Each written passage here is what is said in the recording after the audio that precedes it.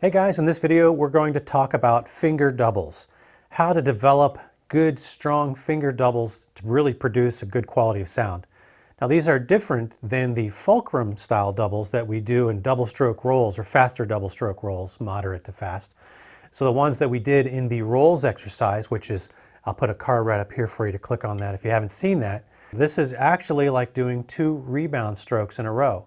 So I'll put a card right up here again. If you have not seen the basic rebound strokes video, you should check that out as well, because this builds on that. Now we're going to do an exercise once we get the technique explained here that reinforces that. And you can find that on my website at www.drummingwithdray.com. And the exercise is basically this guy here. So see if I can get the camera to focus on that. But I'll put a link to that in the description below.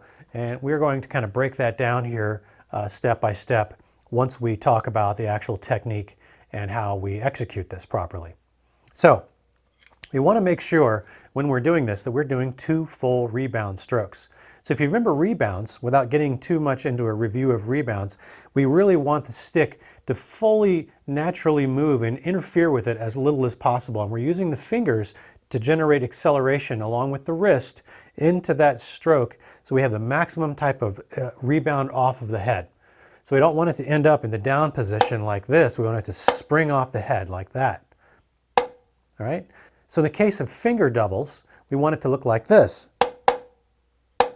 Right? Notice we're ending in the up position. So a common exercise that a lot of people were taught, it kind of goes with this tempo right here.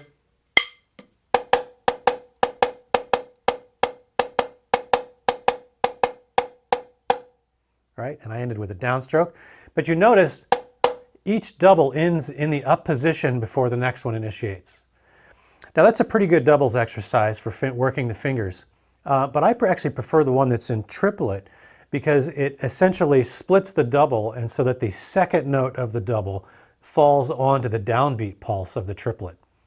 And what that does is it helps you feel the double a little bit differently than you would with that exercise I just played, where the tendency might be to emphasize the first note of the double just a little bit more. And we really don't want to emphasize either note. We want both notes to pop and have the same weight as they come off the head.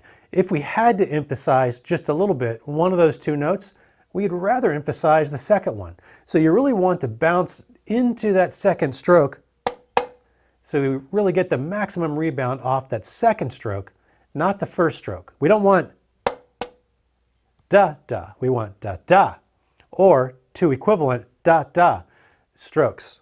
All right? So if you take a look at the exercise, you'll see that the first 2 measures are basically all isolating the right hand.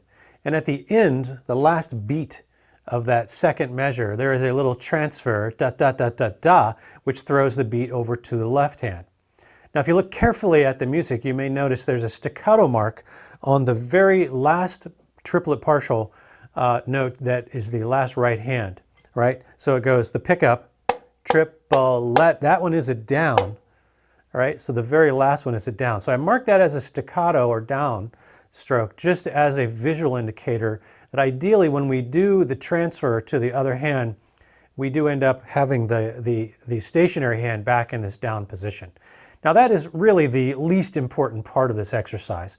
It really is acceptable to play them all up, right? And then keep playing. And then you have this stick up here. There's nothing really wrong with that, but from a control standpoint, the next step in that should be to make sure that you understand that that stroke stays down, right, as we go to the rebound on the left hand.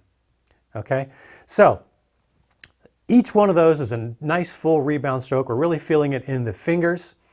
All right, and then what we're doing is as each measure or each pattern progresses, so we do 2 measures in the right, 2 measures in the left, and then we do a 1 measure pattern in the right, 1 measure in the left. We repeat that, another measure in the right, another measure in the left, and then we do 1 beat on each hand, or 2 beats really. So we're flipping back and forth a couple of times, and then we end up with a set of triplets that end up being just a split of those doubles. Right? And then we go to a duplet pattern that will be a little bit faster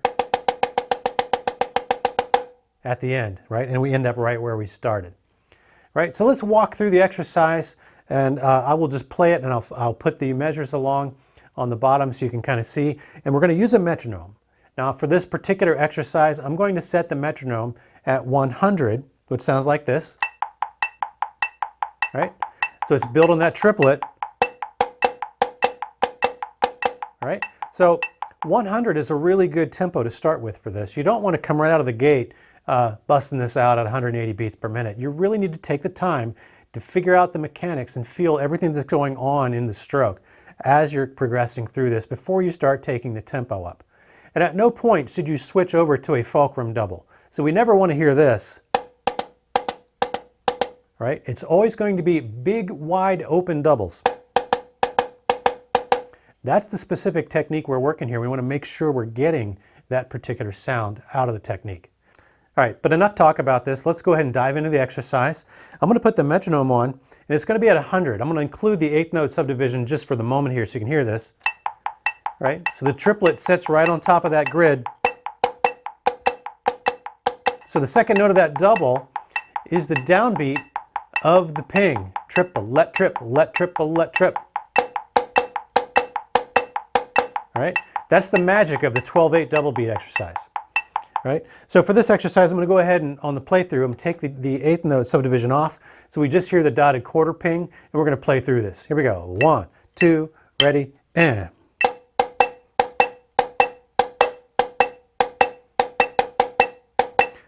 Notice the eighth note exchange in the middle right here. We want all those notes to be up.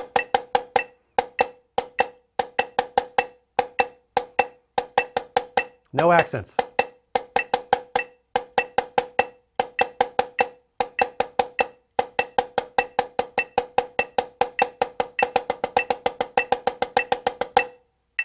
All right, so that ending part there is a little bit tricky because we're going from a triplet pulse, right, into a duplet pulse, which is slightly faster. So there's a little bit of a gear change there. That is a little bit of a challenge, but the idea is that we've spent the entire exercise working out the double at that speed,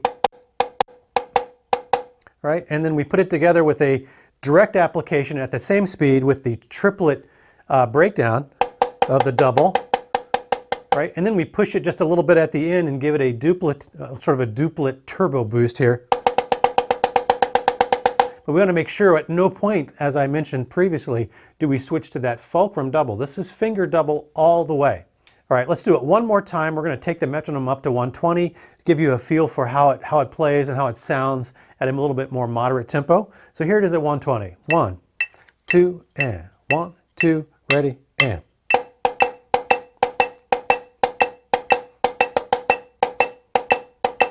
Really work the fingers and the wrist. No accents. All strokes the same height.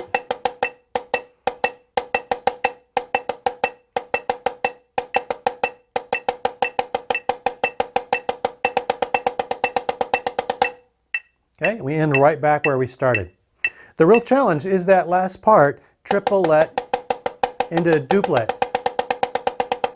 So it might be a good idea to just focus on those last two measures a little bit and get used to the energy change that you have to make when you go from the triplet pulse to the duplet pulse that ends up being a little bit faster. So you kind of just exercise those two measures a little bit by themselves.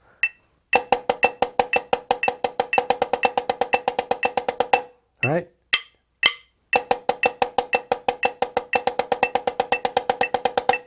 And it's real important that we keep the fingers very actively engaged in all of those strokes. We don't want to go, right? Make sure it's up, up, up, up, up. Building finger doubles is extremely important for developing a really good quality of sound because it applies to a lot more than just double strokes when we're just kind of doing this. I mean, how often are you actually doing that? Not really all that often, because what this is doing is supporting all of the other techniques that are going to require the use of those finger doubles. Think paradiddles, paradiddle diddles, flam de mills. I mean, there's tons of stuff. Even if you go to the triple stroke that underlies the flam accent, which is another lesson coming, when we play fast flam accent. You know, the same technique we're using to develop those doubles with the finger doubles here goes into using that triple in the flam accent. But that's another topic for another lesson. We'll get into that later. So I hope you found this useful. Please do spend some time developing those finger doubles. It will really go a long way to giving you a boost in the sound quality that you're able to generate. All right, so see you in the next one.